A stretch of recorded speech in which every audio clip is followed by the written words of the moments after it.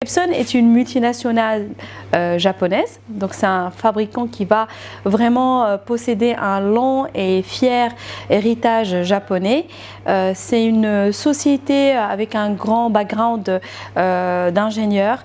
Donc aujourd'hui c'est une entreprise qui va peser un peu plus de 8,5 milliards d'euros et qui va viser à enrichir les vies. On va faire aussi un certain nombre d'actions pour enrichir les communautés et les organisations. Nos priorités sont vraiment de créer la durabilité dans une économie circulaire, de repousser les frontières de l'industrie et d'améliorer la qualité de vie et d'assumer sa responsabilité sociale.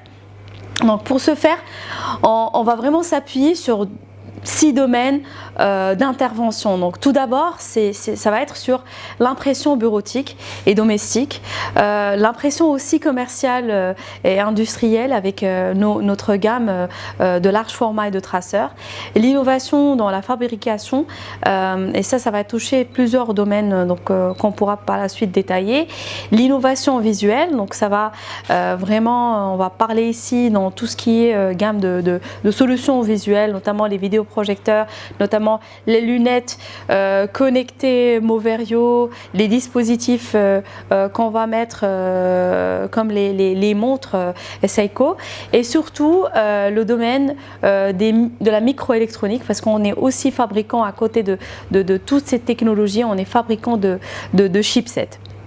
Donc chacun de ces domaines va refléter l'engagement vraiment d'Epson à créer des technologies efficaces, compactes et précises. Donc il faut savoir que Epson a investi un peu plus de 1,5 million d'euros en recherche et développement dans le but vraiment de fabriquer ses propres produits. On est fabricant de nos propres produits qui se passent dans nos usines qu'on va posséder.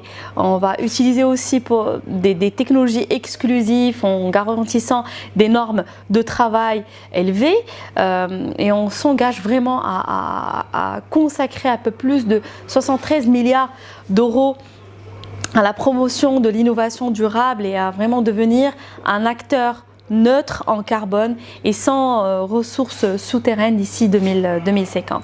Donc en définitive, il y a un certain nombre d'actions qu'Epson va faire pour vraiment contribuer à avoir un monde meilleur.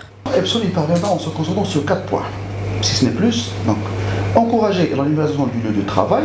Et je donne un exemple, c'est le passage de systèmes basés sur le papier à des systèmes numériques favorables pour la durabilité. Les technologies de numérisation sont souvent la porte d'entrée vers la numérisation des processus. Epson peut donc ouvrir la porte à une plus grande durabilité.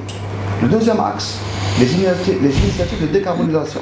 Par exemple, l'installation d'énergie renouvelable et d'équipements et installations économes en énergie. La suppression des gaz à effet de serre. Nous avons aussi, comme axe aussi très important, l'initiative de bouclage des ressources. À titre d'exemple, utilisation efficace des ressources, réduction des pertes de produits, utilisation prolongée des produits ou remise à neuf par une réutilisation.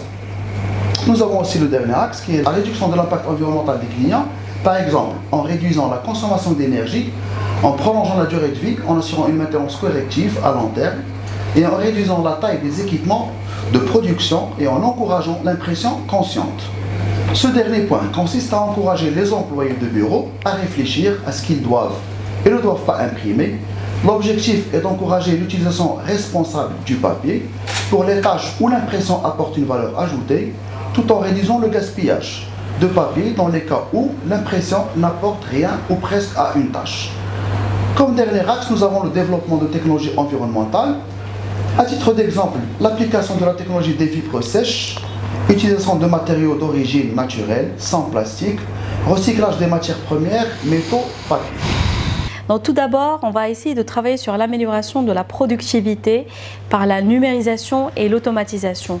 Donc pour vous donner un exemple, la transition vers la production distribuée, donc une production locale, une production qui va être à faible volume et à forte composition, la conduite aussi d'innovation en matière d'impression, on le voit avec cette technologie d'impression à froid, zéro chaleur, qui va assurer un certain nombre de bénéfices pour pour les usagers et nos clients, la prise en charge aussi des divers besoins de clients, parce qu'on essaie de garder ce dialogue constant avec les différents parties prenantes, les ONG, les clients et puis les actionnaires, et puis l'innovation des processus de production et d'impression par l'application de la technologie G-Encre. C'est ce que j'avais expliqué, que tu as une technologie vraiment révolutionnaire dans le domaine de l'impression.